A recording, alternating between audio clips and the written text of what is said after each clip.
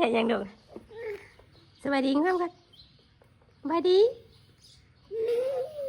อาบน้ำหากันแล้วปลาลุงเลยเนาะสบายดีสวัสดีเด้อปลาลุงแทงงูนะนี่นะน้ำตานี่นี่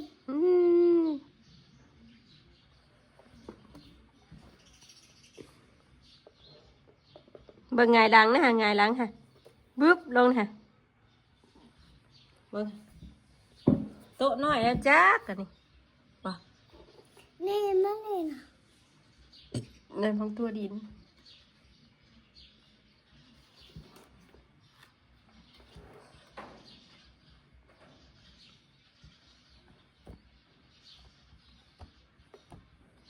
สบายดีกันหรอ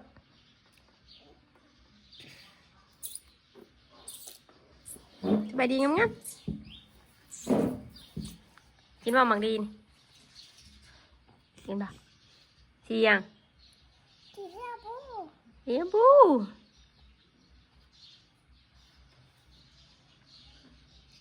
แม่พับลูกมันเอาออกคักแดะมีข่าวหากระยาปะลุงเลย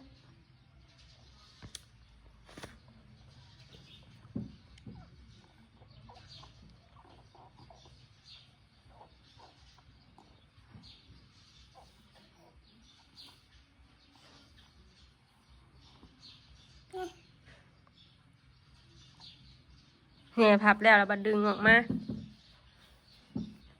จากใส่บ่เย็นบ่อาบน้ำมาลูกบ่เล่นดอกบ่เล่นซึ่งหน่อยตกกับโต๊ะนะฮะเอาสีไว้มาระบายไว้เอาสีมาระบายไว้บอสเอาแล้ว ให้แม่ไปเอามาให้เด้อดูสิแต้มยังเด้ให้แม่จอยมึง ปลาเป็น ปลาสียังนะ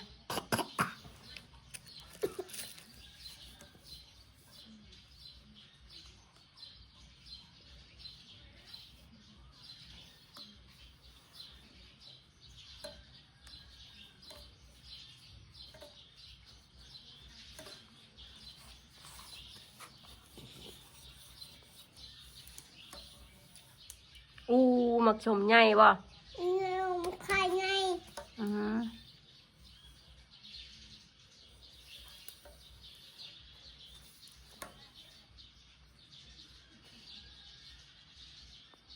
เอ็มมันกล้วยดิ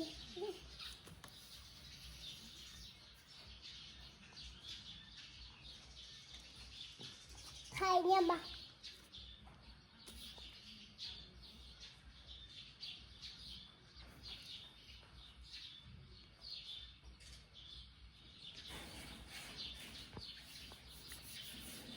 แต้มหมักส้มบ่นี่แต้มชีส้มใส่บ่นี่ดอก น้องใครอยู่เว้ย ว้าวเป็นดีๆนะ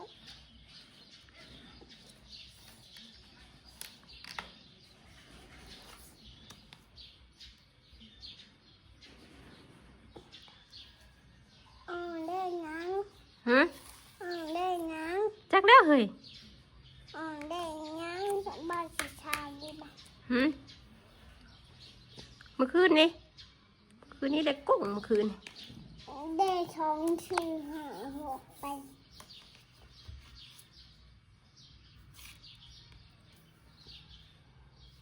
สียังน้ำดู ที่ชอบ เก่งมาก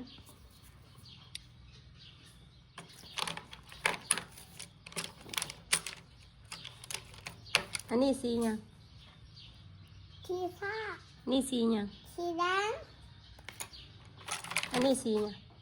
ที่ชมพู บอแมน ที่หยัง สีเหลือง ที่เหลือง นี่สียัง ที่ชมพู ถูกต้องอันนี้สียัง ที่แดงที่ชมพู เบาไหมไม่ให้โอกาสสียังเนาะไม่จอยมากนะ ที่บนนี่แม่มัง สีเขียว ที่เขียว สีต้นไม้ ที่ต้นไม้ สีต้นกล้วยนี่แต้มหน่อยแม่แต้มหน่อยแม่เมือง โอ้ นะ ยเดี๋ยวไอ้ มันยังคือไปเขียนยังนะกลมๆเกมๆนะ แขนบนใด หืม แขนบนน้ำใดท เขียนบนน้ำลายทาง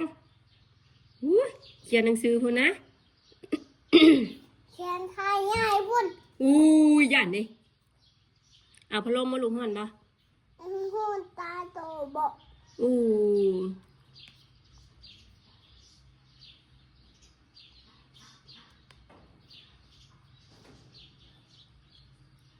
นกเป็นยังนี่ หืม เป็นยังนี่ เขียนดาวให้แม่เมืองค่ะเห็นได้ดาว น้ อืม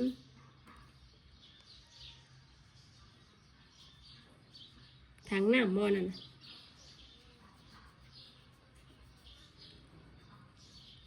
เก่งแท้ลูกสาวพ่อบุญนี่เขียนทางน้ำก็เป็น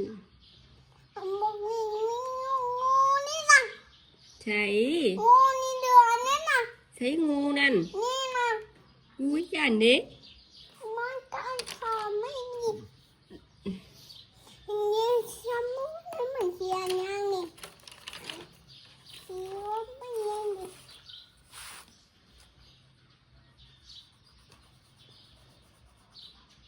ยัง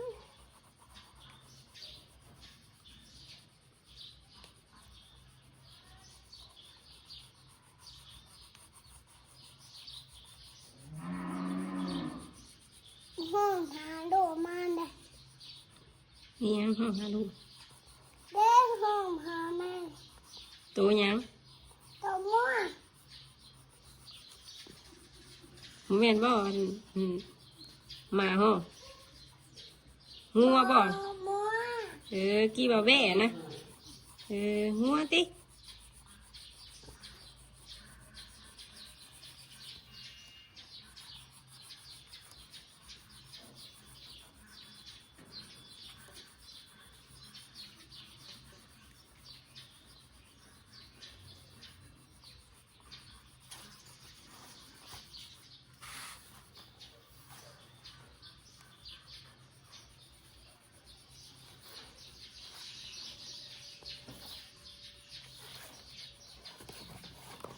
วาสนา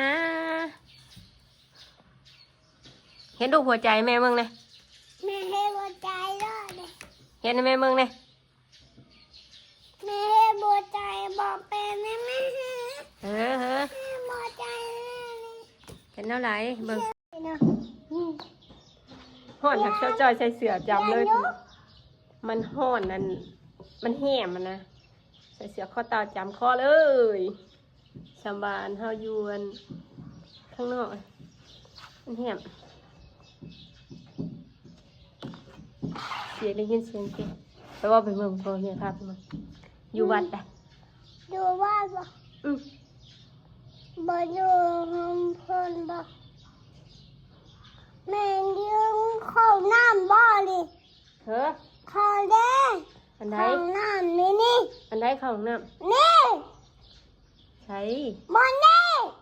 แม่เห็นอยู่งัวนะงัวจะเข้าห้องน้ำนะ ไปสิ หัวใจ จะบ่นี่แม่ให้บัวใจแล้วว่า ถ้าแม่ที่จับมือวาดเขียน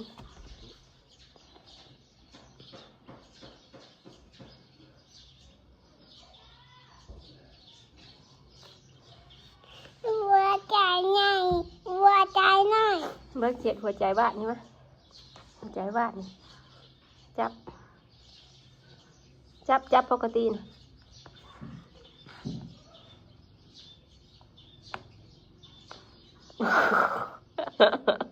อาจจะเลิศแน่โคตรเบิ้ง ได้ทองบ่ ไปจองทั้งหัวใจเลย บัวใจ อืม แม่แม่นี่ยันแม่เดี๋ยวเลยให้น้ำนี่ เชื่อแม่เปียกแม่ล้างถ้วยมากิน นี่ดำเดือด แต้มปลาดูแต้มให้แม่มึง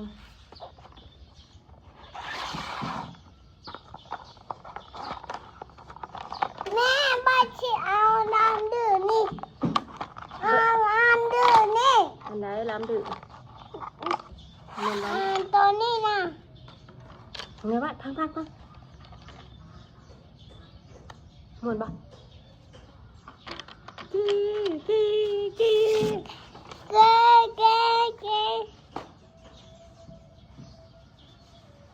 แม่บ้าจะเอาดำเดือดนี่ ล้ำดื้ออย่าถิ่มนั่นไหมเก็บขึ้นมาเดี๋ยวนี้ เก็บขึ้นมาก่อน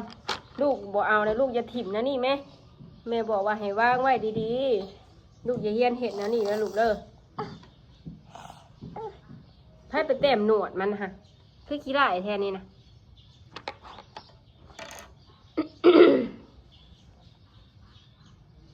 เบิ้งแม่สิบอกเวลาระบายสีให้จับอ่อนๆมาสิสิเฮ็ดสิอ่อนๆสิค่อยๆถูอ่อน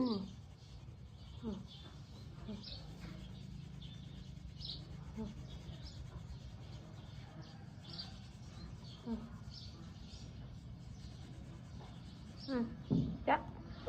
ด้วย ตาเดี๋ยวว่า ห่อนเลยอย่าเห็ดนะนี่แม่ว่านะโฉมมันก็ฮักแหละดูเห็ดนะนี่นะไผสิเฮียนเห็ดนะนี่ลูกมันก็บ่สะอาดมันก็บ่งามเลยเห็นบ่นี่ฮะลูกก็เขียนดีๆแหละเขียนตามจุดสิโอเค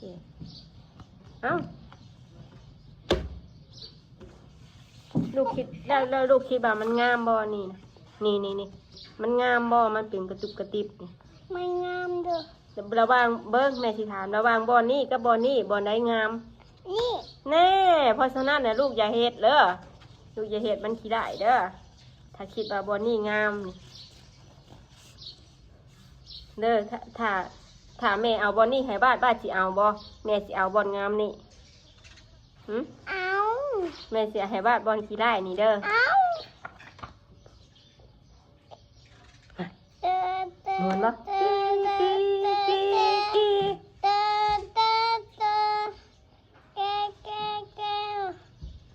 เอาบ่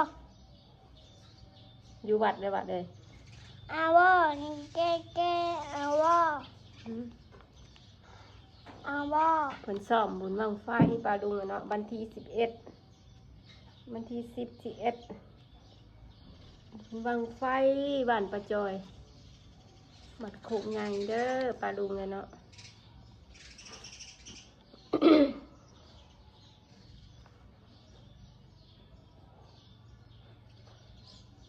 ไผสิเขียนใส่กันนั่นน่ะลูกเขียนใส่ปึ้มเลยดิมาแม่สีแต้มหัวใจให้ บ่ บ้าน สิเฮ็ด สมบัติเห็ดงามเด้อแม่สิแต้มหัวใจเด้อแต้มหัวใจให้ยืบยืบนี่หัวใจหัวใจบ้านเบิ่งเห็ดหัวใจพ่อบุญมันใจพ่อบุญ เด้ว่าเฮ็ดบ่ใจอยู่ หัวใจไม่จ้อย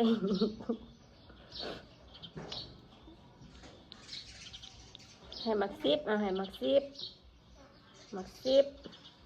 โอ้ยบุเขียนใส่หนังสือเลยลูกให้สิเขียนแทนน่ะเขียนใส่ตัวปลาพี่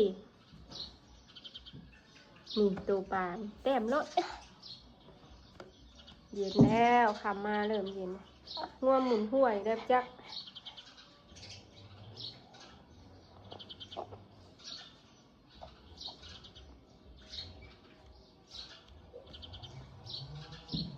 แต้มได้ไหม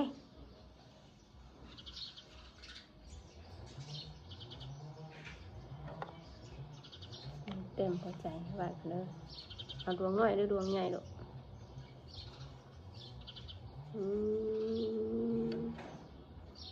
ใช่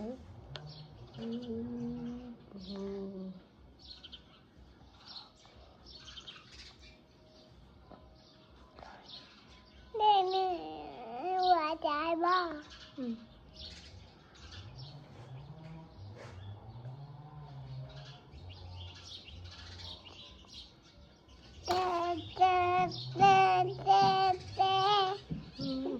ไปบ่แม่สิพาไปพ่อน ไป ใจสินงามแล้วก็พ่อนเนาะพ่อนได้พ่อนให้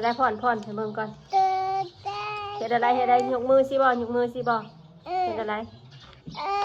บ้านยังเบื่อแล้วเด้ อืมตุ่มตุ่ม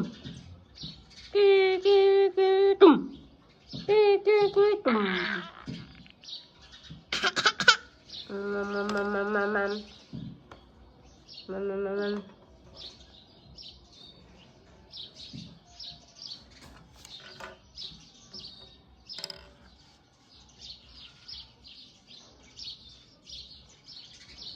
ไปเสียออกนิ่งไว้ล่ะเฮ็ดซื่อๆอะไรมือจันเฮ็ดซื่อๆวางไว้ซื่อๆวางไว้ซื่อๆลืบ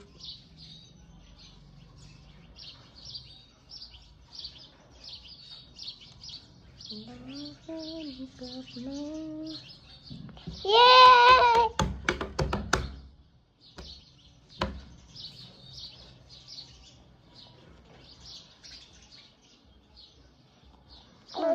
เย้โอ้บ้านเจ้าป้า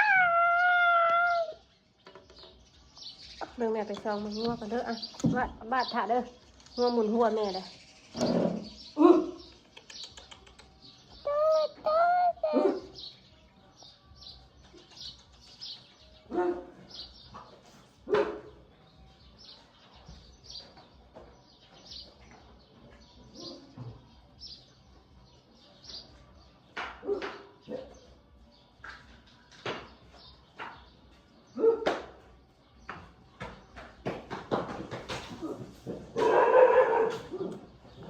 เอามาอะไรกันไว้ว้าวโอ้โห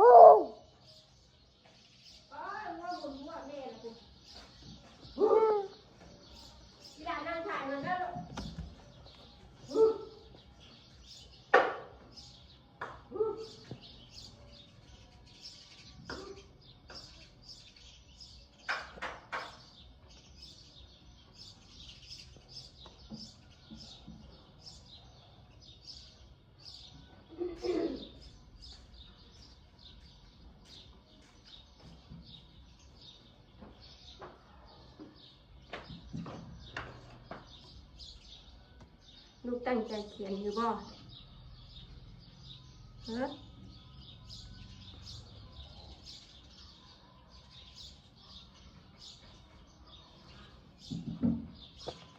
ปลาเล่นนี่ ใช่ปลาเด็ก บอมินี่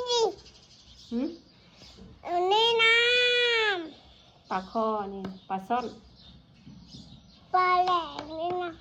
ปลาโลดแล้วนี่นะปลาโลด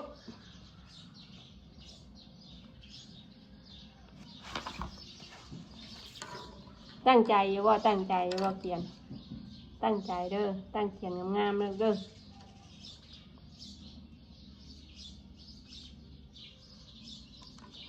เขียนเลข1เลข2อยู่เขียนอยู่ฮะ เอ๊ะบ้านแกโดนในชุน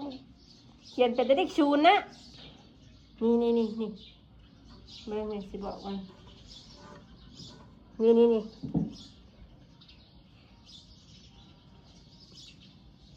2 3 4 5 6 7 8 9 10เบิ่งแม่สิจับมือวัดเขียนเลข1เลข2จับ ไม่ได้ เบิ่งแม่สิสอนเล ไม่ ข จีจา 1นี่เลข1นี่เขียนนะนี่ลูกเขียน1 2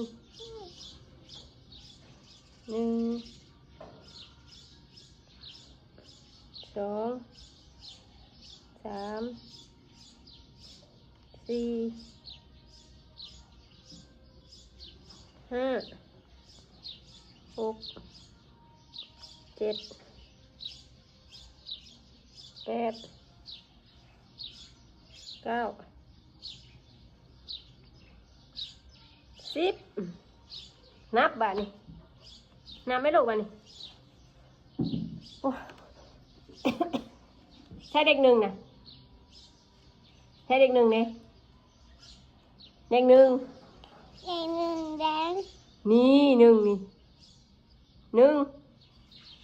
นับตามแม่ก่อนหนึ่งนี่หนึ่ง หนึ่ง สอง สอง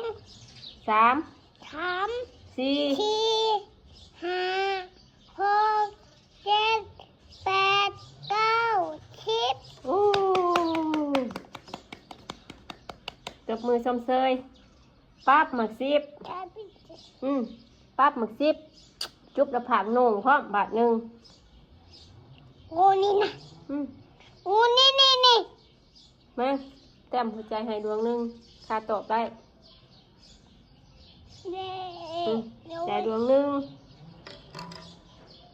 คาบาดตอบยังบาดเห็ดป่าบ่อน ไม่เห็นงูเลย หืม ไม่เห็นงู เห็ดยังงูอ่ะบ่ย่านมันบอกงู บ่ยันหรอก ฮะ บ่วงนี่นี่ อันไหน บ่วง บ่วงบ่นี่นะเมื่อกี้ดีว่าเป็นงูมันนี่เป็นบ่วง เป็นบ่วง โอเคบ่วงกับบ่วง ไม่อยากกินยังงูเนี่ย หืม ยังเขียนงูเนี่ย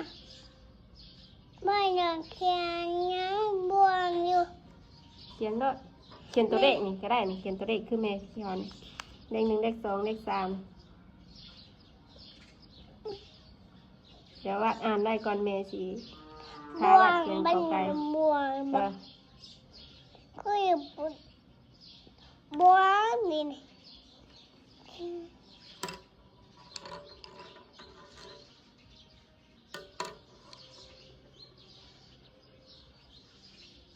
เวลาเขียนนี่ตั้งใจเนาะ เธอเลี้ยงโหดจ้ะบ่วงเลื่อนดูตุ้ง เห็นหน้ายิ้มหวานให้ป้าลุงในบัดหนึง ยังมีคนแย่งยังนี่ เห็นหน้าโกรธเห็นอะไรหน้าโกรธหึเห็นให้เมืองแน่เห็นอะไรโกรธพอบุญเห็นอะไรบัด